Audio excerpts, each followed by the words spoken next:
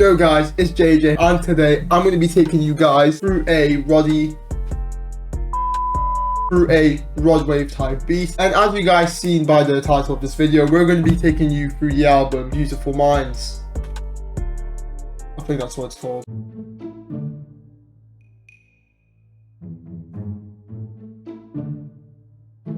Yo guys, it's JJ here. Firstly, you can't go wrong when it comes to rod wave beats with these two main instruments, guitars and pianos, and I personally decided to go with the piano. So we got Piano V2 open, we got American Jazz Studio as a preset, and now it's time to show you what I made. Initially, I laid down these root notes, as you guys can see, which stacked up 4 times to create a lot of depth. That's how I initially started it. Then I created the chord progression by, you see these highlighted notes, they were initially down here, then I took them up an octave, and then once they were taken up an octave, all of these middle notes were just taken one step back. That's essentially your chord progression done. Then from there, I decided, you know what, let me add a bit of rhythm to it. So I came in with these little filler notes, did a nice little job of adding a little bit of accent. And then from there, I decided to become a bit fancy and add these little rolls in, these little like humanized key clicks. And you can do that by going in the magnet tool, using 1/6 or a quarter, and then just placing it right there, just before the note hits, and then just adds a nice little strum. And then last but not least, after I got all that down, I created this nice little top line, as you guys can see, going all the way around. And then for the second half of the pattern, I was like, let me switch it up a bit. So I added even a higher top line, and then I added a little brazy top line here. It's all in constructive steps. 3 main steps. First of all, get your root notes down. Second of all, get a nice chord progression down, and then play with the voicings and the spacing of when the notes hit. And then third, add some filler notes and the top line. And there you have it. That's essentially how you go about making these kind of things. And same will apply if you choose to use a guitar. Once I did all of that, I clicked Alt S for a strum and Alt R to randomize it, the velocity, and make it sound really human. So with all of that being said, this is what the final melody sounds like.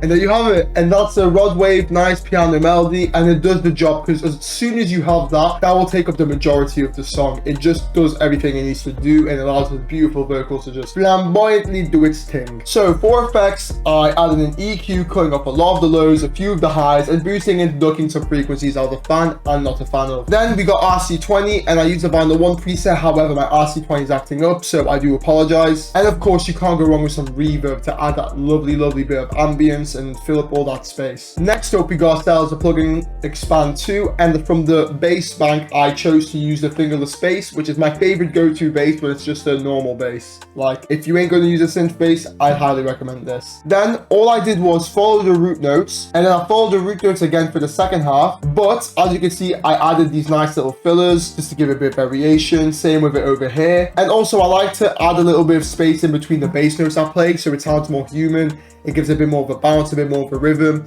and it just ties it all really nicely together. So quite simple pattern made, and that's all you need. This is what it sounds like.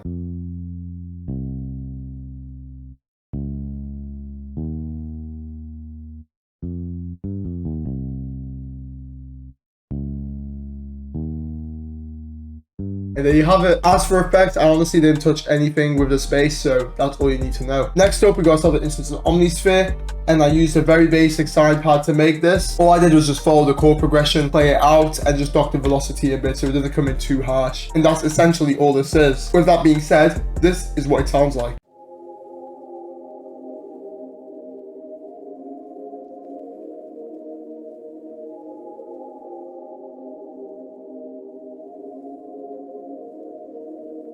And there you have it. So line that audio up with the pattern from before, because I can't get the sound up. As for effects, all I did was line up an EQ, cutting off all the lows and a lot of the highs, so it's like a telephone EQ, and then a heavy amount of reverb, because this pad was just lovely sitting in the back at a nice higher octave, building those frequencies, and the pad just made that ambience just come through even more. And then last but not least, I just stereo separated the sound quite a bit, just winded it in the headphones, so did the job quite nicely. Now we're on to the last part of the melody, and I used a string swell preset from the strings bank in Expand 2. And the reason, by the way, as you look at everything, I didn't use many sounds that take up a lot of space is because the piano essentially does all of that. Then the pad just kind of fills in that extra room, the bass cuts that low end in, and the strings just add a nice little bit of extra flavor. So this is the pattern I've made. And as you guys can see, it doesn't take up much space within the whole thing, but it does the job it needs to do. And of course, I clicked Alt R to randomize the velocity to make it sound more human. So with that being said, this is what the melody sounds like.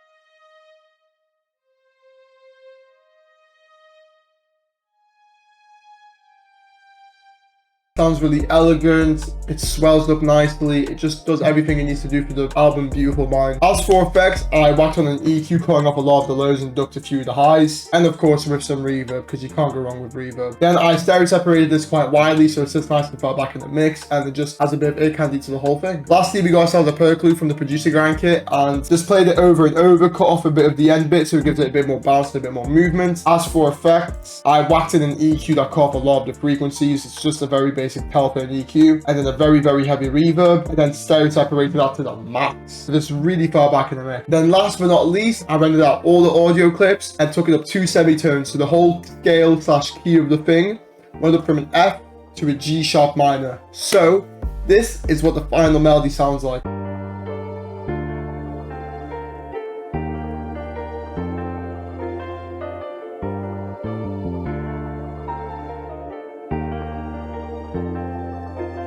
And there you have it, folks. That's the melody. Sounds great, elegant, and beautiful. However, it does take up a lot of quiet room in the mix. I do agree. However, throughout the whole song, I spaced these little elements out, as you guys can see, and it allows Rod Wave to just express his vocals the way he wants to, because that man can sing. Anyways, now onto the drums. And first of all, we got ourselves a very basic pattern which hits every half beat.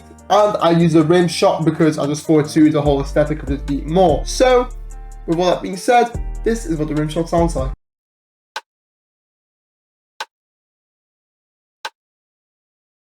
And there you have it. Next up, we got a very basic 2-step pattern, and as you guys can see, every 2-step, I literally just dug the velocity a bit to give it a bit more bounce. And you don't want the drums to do too much, of course, because the melody's already doing a lot. Rod Wave's vocals are going to do a lot all over the beat, so you don't want it to be too cramped up in the drums. This is what the hat pattern sounds like.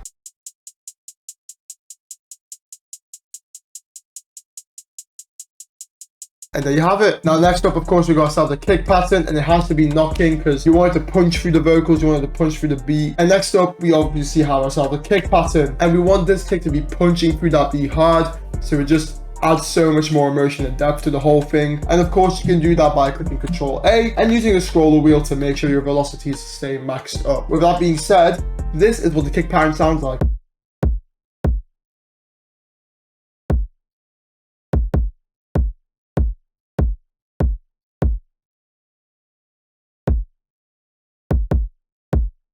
And there you have it. And next up, we got ourselves 808 pattern, of course, following the root notes because it has to, and following the kick pattern. And of course, Ctrl A to max your velocities out as per usual. And with all that being said, this is what the 808 pattern sounds like.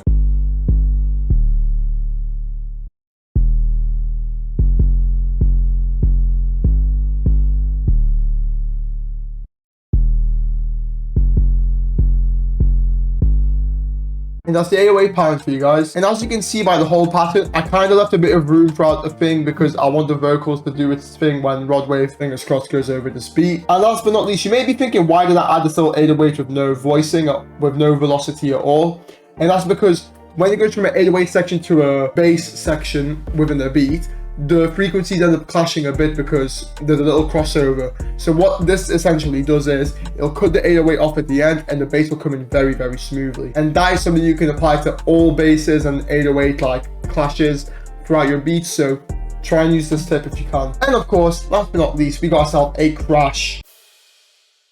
Ka-chow. And now with all that being said, this is what the drum pattern sounds like.